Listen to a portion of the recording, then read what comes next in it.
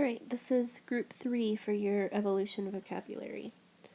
So, stabilizing selection is a type of natural selection, which means that we're selecting for a type of trait that is beneficial, and the types of traits that are not beneficial will become less common over time. So let's go back to our lizard example. If we have green lizards and brown lizards, and these lizards are living in the rainforest where they want to blend into the foliage or the leaves. Over time, the green lizard will become more common, and eventually, all of the lizards of other colors will die out entirely.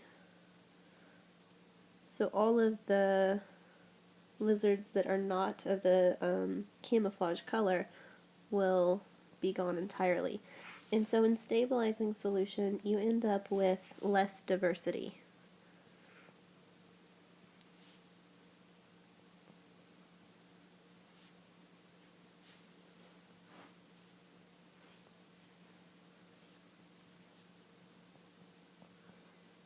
And that diversity decreases because you're eliminating the unfavorable trait. Now we're going to look at analogous structures. And analogous structures are similar to homologous structures, but you don't have the same prefix. So analogous have an at the beginning, and this is kind of like an analogy. So they're similar in a lot of ways, just like when you make an analogy, you're comparing things that are similar. And what happens is that you have some organisms that have structures that are similar. Let's take, for instance, a shark and a dolphin. So we have a dolphin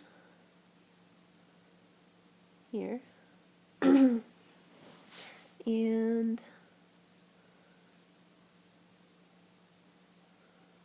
a shark. Kind of hard to tell it's a shark, but it is. They have a lot of similarities. They both have flippers, they have fins, they have similar body shapes. These structures that they have in common, their fins and such, are their analogous structures. But the truth is that the dolphin is actually a mammal, and the shark is actually a fish.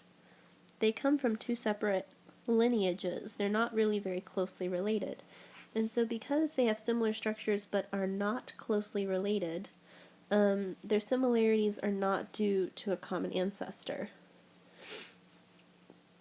So they don't have a common ancestor like organisms that have homologous structures.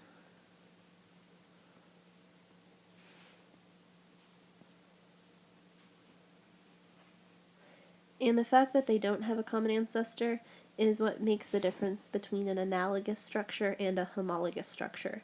An analogous structure is a similarity with no common ancestor. A homologous structure is a similarity where there is a common ancestor.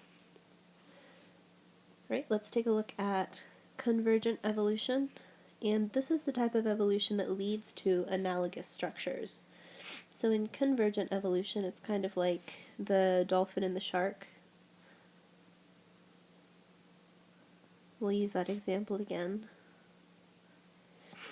And they're very similar, but they come from two different places. The shark comes from a line of fish. The dolphin comes from a line of mammals. And their two types of organisms kind of converge. You can see that these lines are converging. They're coming together to form these two organisms that are very similar in a lot of ways. So convergent evolution is coming from two different lineages to form two similar organisms. So it's converging, and quite often these similar organisms have analogous structures. Now let's take a look at divergent evolution. Divergent evolution is just the opposite of convergent evolution. So it would be, a good example might be a human and a chimpanzee, because they both come from a common ancestor. We'll call it CA, whatever our common ancestor was. So they start from the same organism right here, and they diverge or move in separate directions, and you end up with two very different organisms. There's a lot of differences between a human and a chimp. So you start with the same common ancestor, but you diverge into two different lineages. That's divergent evolution. Now we're going to look at coevolution. And coevolution is basically the evolution of two organisms to survive together. And they can survive often together better than they can on their own. So there are certain types of flowers, sort of like tulips, that might have a very deep stem to them. And so to be able to get to the pollen, an insect has to have the right kind of body shape to be able to reach the pollen inside of the plant. And so organisms like butterflies could develop a special tongue to be able to reach into that type of flower. And so because the flower has evolved to be a certain shape, the butterfly has had to evolve to be able to adapt to that shape. And so the two have evolved together. Another example could be a sea anemone and a clownfish. So the sea anemone normally stings other fish, but the clownfish has adapted to where it doesn't feel the stings of the sea anemone anymore.